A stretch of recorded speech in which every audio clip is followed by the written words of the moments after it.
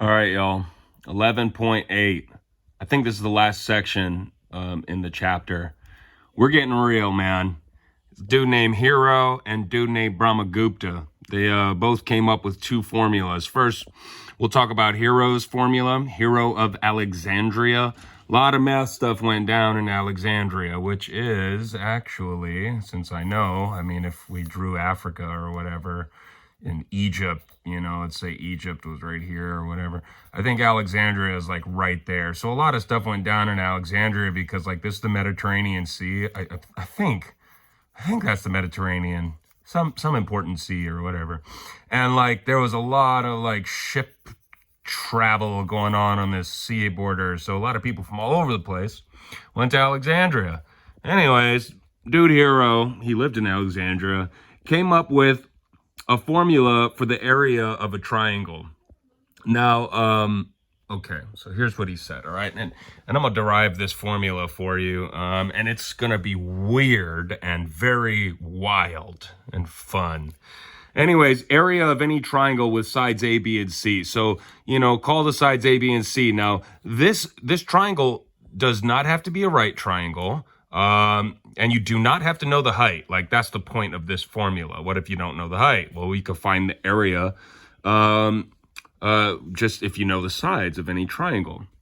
So anyways, the formula says this. The area is the square root of this number S times S minus A times S minus B times S minus C. So notice the relation. Whatever this number S is, which I'll tell you in a bit, it's S times subtract one of the sides from S times subtract the other side B from S times subtract the last side C from S. And it's all the square root of that. So anyways, S, dude Hero had to come up with this S number, and he called it the semi-perimeter. Why? Because S equals A plus B plus C divided by 2. And so the perimeter of this triangle, S, is exactly half. Right? S is exactly half the perimeter of that triangle. All right, let's get into it, man. How did he come up with this? It's going to get wild. All right. Here's the given triangle. Draw an altitude H here.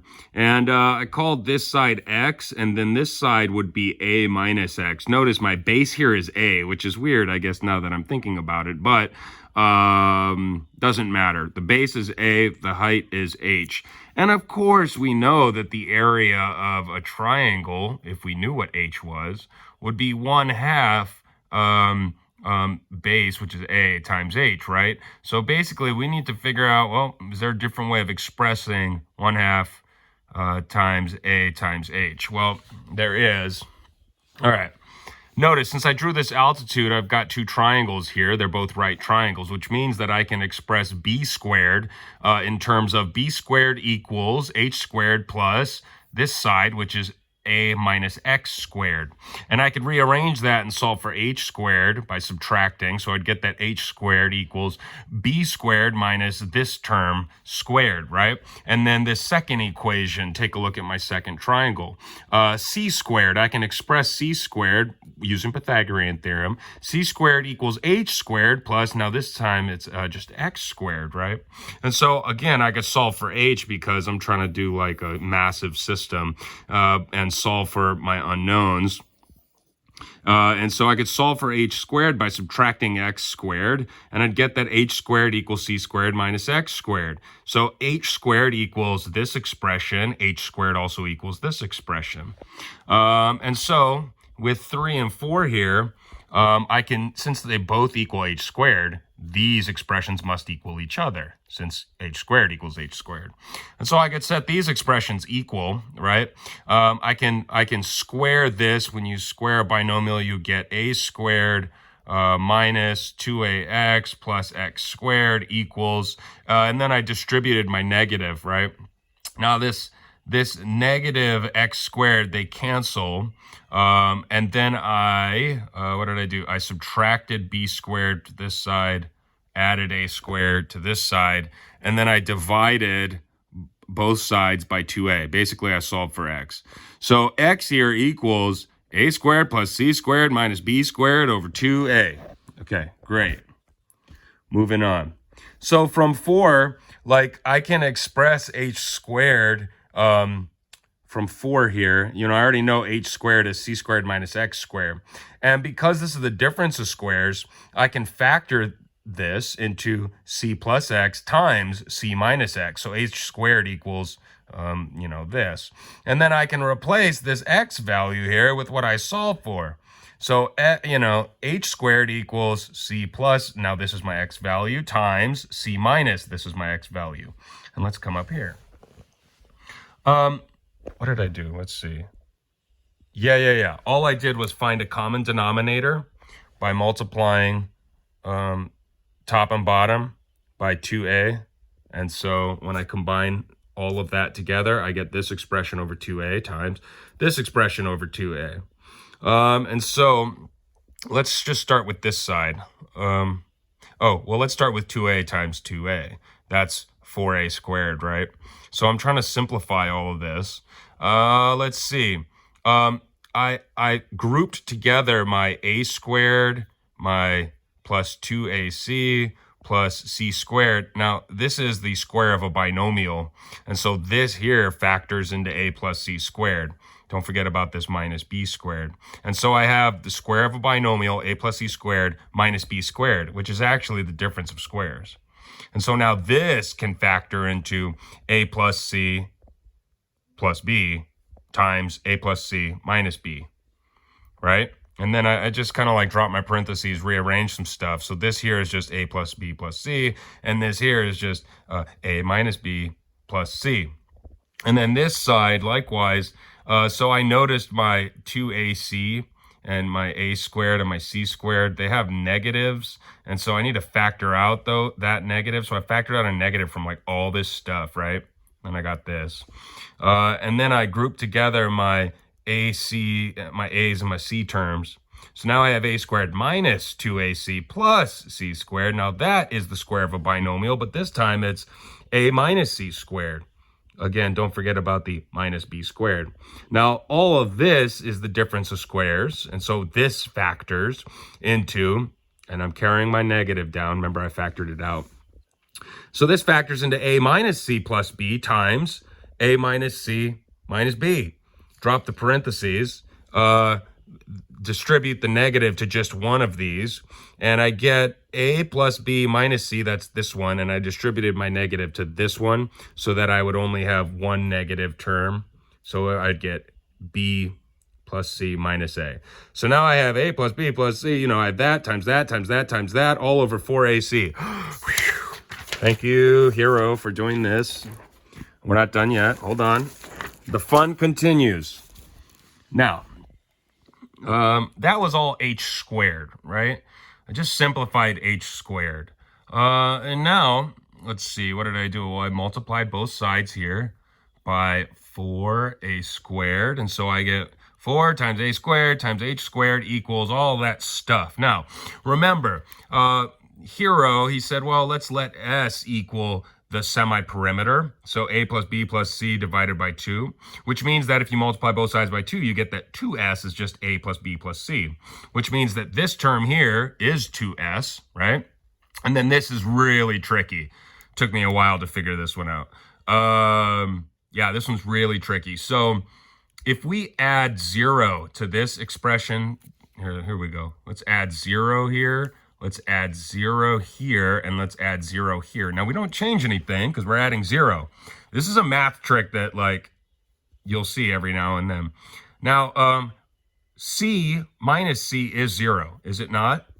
And, like, b minus b is 0, and a minus a is also 0.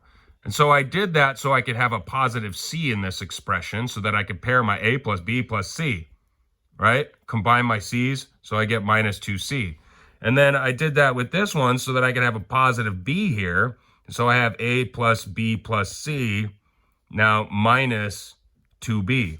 And then here I also have, again, an a plus b plus c, but this time minus 2a. And I didn't change the value because I just added 0. And so basically, isn't a plus b plus c 2s? Yes.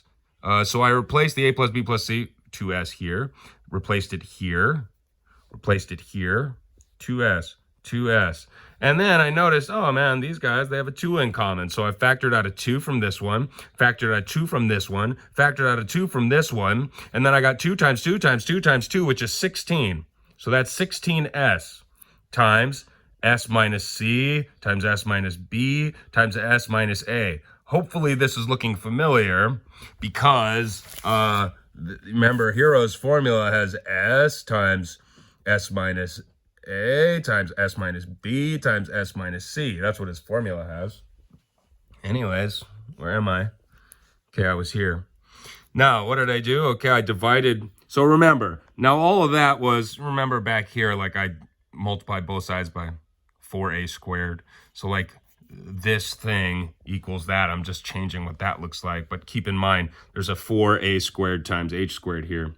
So I divide both sides by 4, and I get a squared times h squared equals 16 divided by 4 is 4s. So I have 4s now times all that stuff. And since this is an a squared and an h squared, hey, I could take the square root of both sides, right? When I take the square root of both sides, this expression is just a times h. And the square root of 4 is just 2. But the rest of this stuff has to stay in my radical here. So then I have s times s minus c times s minus b, you know, blah, blah, blah. And now, hey, look. So, like, if you notice, this here, this little piece is Dude's Hero's formula for the area of a triangle. But I need to multiply both sides by the reciprocal here. Multiply both sides by half. The 2's cancel. Then you get 1/2 a times h equals this. Holy freaking moly. Didn't we say that this was the area of that triangle? Remember, my base was a, and then I drew h as my altitude. So that's base times height. 1/2 base times height. That's the area of a triangle, which means that this crazy wild expression is the area of a triangle, which is Hero's formula. The area of a triangle. The area of a triangle equals the square root of s, the semi-perimeter, times s minus a, times s minus b, times s minus c. Keep in mind, of course, that s is the semi-perimeter. Semi meaning, take the perimeter of the triangle, divide by 2. It's semi, it's half. Bam! There you have Hero's formula. Wild and crazy. All right, I'm not going to explain Brahmaguptas, but I will say Brahmagupta so that you know how to say it. Brahmagupta, dude was cruising the streets, man, in 628 AD. Dude was a Hindu mathematician. And so anyways, Brahmagupta found a formula for the area of a cyclic quadrilateral. So a cyclic quadrilateral is a quadrilateral that's inscribed in a circle. And so this is very similar to Hero's formula. I'm not going to go through how dude found this, but you can find the area of any quadrilateral that's inscribed in a circle by taking the square root of, notice how it's very similar, square root of s minus a times s minus b times s minus c times s minus d. In this case, s again is the semi-perimeter. But because there's 4 sides to this, it's quadrilateral, the semi-perimeter is a plus b plus c plus d divided by 2. Okay, so you can find the area to this quadrilateral by just taking the square root of the semi-perimeter minus each one of the sides. And I will skip the examples. You could look at them in the book. Check out the assignment for your homework and glory in the wildness of algebra. Holy moly, we did it, y'all. Hero's formula for the area of a triangle. Beautiful. Okay, bye.